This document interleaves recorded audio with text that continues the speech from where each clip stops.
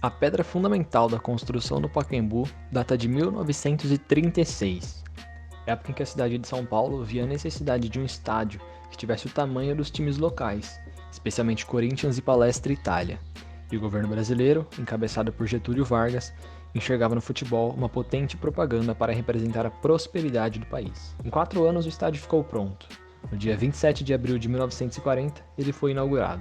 O primeiro jogo foi a partida inaugural do torneio Cidade de São Paulo, que reuniu Corinthians e Palestra Itália, os anfitriões, e Atlético Mineiro e Coritiba, os convidados. Palestra Itália e Coritiba deram um pontapé inicial do Pacaembu, no jogo vencido pelos paulistas por 6-2. Quem fez o primeiro tempo do tradicional palco paulistano foi Zequinha, do Coritiba, logo no primeiro minuto de jogo. No final de semana seguinte, o Palestra bateu o Corinthians por 2-1 e se sagrou o primeiro campeão do Estádio Municipal do Pacaembu, nome oficial à época. Vale destacar ainda que o estádio, além do campo de futebol, possuía piscinas, quadra de tênis e uma pista de atletismo.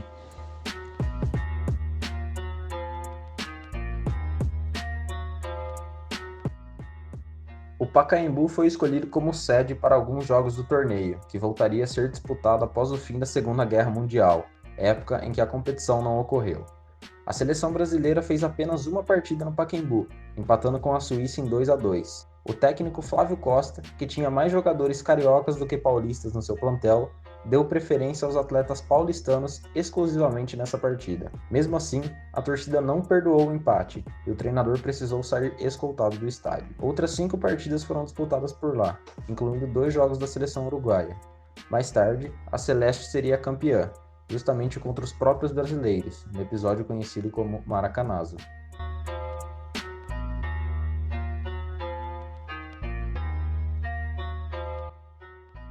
O primeiro grande time que deu show no Pacaembu foi o São Paulo dos anos 1940, embalado pela estrela Leônidas da Silva.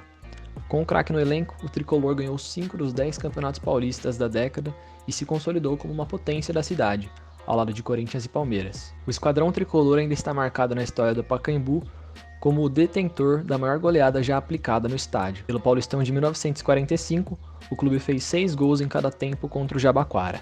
O placar final foi 2-1.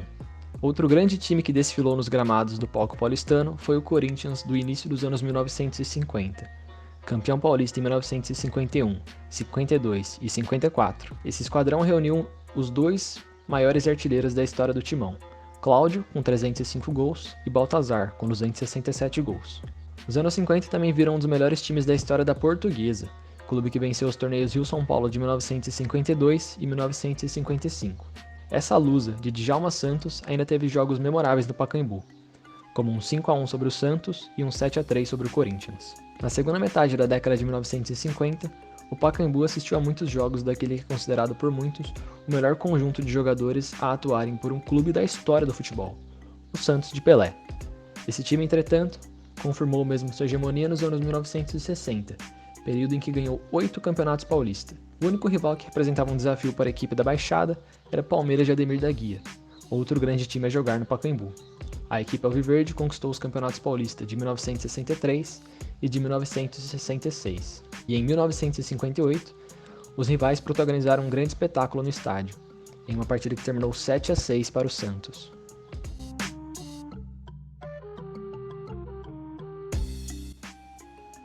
Em homenagem ao Marechal da Vitória, que liderou a delegação brasileira nas conquistas das Copas do Mundo de 1958 e 62, Paulo Machado de Carvalho é o nome que estampa a fachada do Pacaembu até os dias atuais, desde 1961.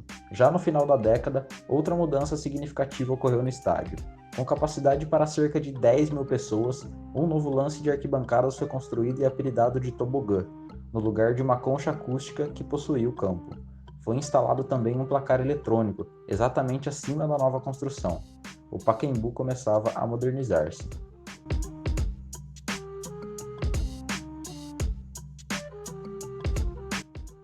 A partir dos anos 1970, o Corinthians assumiu o Pacaembu como sua casa, deixando de mandar a maioria de seus jogos na sede social do clube, onde se localiza a Fazendinha.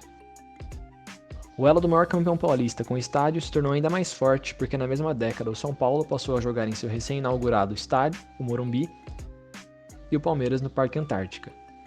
Essa década ainda ficou marcada pela primeira final da Copinha que o estádio recebeu, em 1972. Depois disso, até 2002, a final da competição alterou as sedes dos jogos decisivos, mas, desde 2003, o estádio Paulo Machado de Carvalho é a casa da final da mais tradicional competição das categorias de base do país.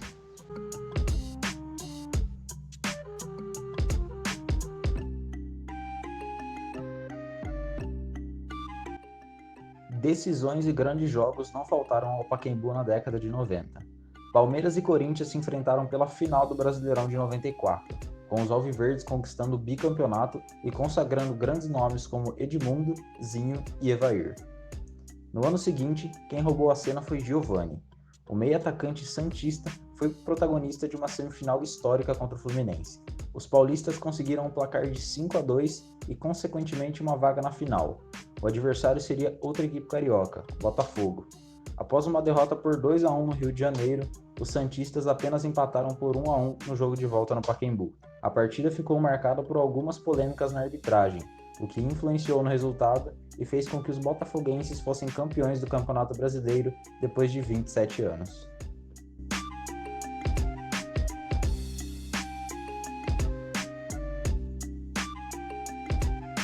O Pacaembu tem uma história muito rica também quando se trata da competição que é o sonho de consumo dos maiores times sul-americanos. Afinal, além de ser o quarto estádio brasileiro que mais recebeu jogos da competição, ele já foi palco de 4 finais, 2 vencidas por brasileiros, uma pelos uruguaios e uma pelos paraguaios. A primeira dessas finais foi a de 1961, quando o Palmeiras de Ademir da Guia enfrentou o Peñarol. Depois de uma derrota no Centenário por 1-0, o Verdão não conseguiu reverter o placar em São Paulo. O jogo terminou empatado em 1-1 e os uruguaios levantaram a taça no Brasil. O Pacaembu só voltou a ser palco da decisão da Libertadores mais de 40 anos depois, em 2002, quando o surpreendente São Caetano enfrentou o Olímpia. Depois de vencer por 1-0 no Paraguai, o azulão só precisava de um empate em São Paulo para assegurar o título, naquela que seria uma das maiores zebras da história do futebol. Mas os paraguaios venceram por 2-1 no tempo normal e nos pênaltis confirmaram o tricampeonato decano. Já em 2011, o Peñarol voltou a decidir uma Copa Libertadores no Pacaembu, mais uma vez contra um grande esquadrão brasileiro, o Santos de Neymar, Ganso e companhia limitada. Dessa vez os brasileiros não deram chance para os uruguaios. Depois de um empate em 0-0 no país vizinho, os meninos da Vila venceram por 2-1 no Pacaembu, que pela primeira vez viu um time local se consagrar na maior competição no continente. O Santos conquistou seu tricampeonato sul-americano. No ano seguinte, em 2012, o Pacaembu manteria a sorte ao lado dos brasileiros.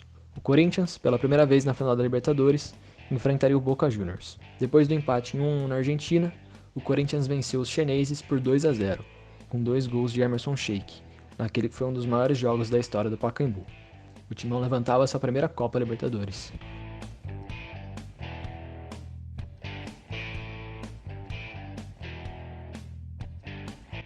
Foi inaugurado em 2008 o Museu do Futebol, que se localiza dentro do estádio. Diversos painéis e salas temáticas proporcionam ao visitante uma viagem no tempo, na qual ele conhecerá mais sobre o futebol brasileiro. Vale a pena visitar. Alguns anos depois, mais precisamente a partir de 2014, o Pacaembu teve o número de jogos realizados reduzido. As novas arenas de Palmeiras e Corinthians fizeram com que o estádio recebesse partidas apenas quando algum dos grandes clubes do estado não pudessem jogar em seus próprios campos, algo que perdura até hoje. O número de eventos tende a cair ainda mais, assim como a capacidade de público do estádio.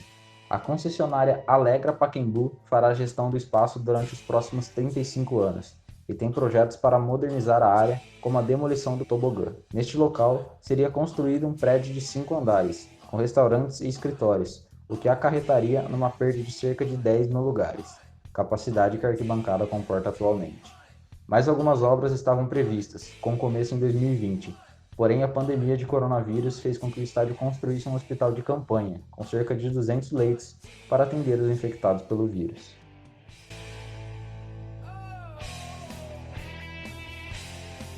Além de sede da Copa do Mundo de 1950, o Paulo Machado de Carvalho também foi sede dos Jogos Pan-Americanos de 1963. Assim, nem só de futebol viveu o estádio. Nesses jogos, ele recebeu, além das cerimônias de abertura e de encerramento, provas de atletismo, boxe, judô, luta livre, natação e até uma prova de hipismo. Mais recentemente, especialmente nos anos 1980 e 1990, o estádio também serviu de palco para grandes artistas nacionais e internacionais. Em 1988, houveram apresentações de Xuxa Meneghel e Tina Turner. Em 1991, o estádio recebeu o tenor Luciano Pavarotti. Além desses, alguns dos maiores cantores e bandas de rock de todos os tempos se apresentaram no patrimônio paulistano, como Paul McCartney, Rolling Stones, Iron Maiden, Pearl Jam e AC/DC. Quanto ao maior artilheiro do estádio, existe debate. As estatísticas normalmente apontam Pelé como o maior artilheiro, com 115 gols, mas segundo o jornalista Alexandre Andolfo Silva, foram 127 gols ao todo. Mas, segundo os dados do jornalista Celso Zelt, Pelé é apenas o terceiro maior artilheiro do estádio, atrás de Baltazar com 161 gols e de Cláudio, com 202 gols. Quem disputou mais partidas é o Corinthians, com mais de 1.700 jogos no Velho Paca. O estádio, que está completando 80 anos em 2020 e que atualmente tem capacidade para 37.730 pessoas, tem seu recorde de público estabelecido pelo Clássico da Saudade do Campeonato Brasileiro de 1977, quando Palmeiras e Santos empataram em 1-1, na presença de 73.532 pessoas. É isso, pessoal. Se vocês gostaram do vídeo, deixem um like. E se não for inscrito no canal, se inscreva. Abraço.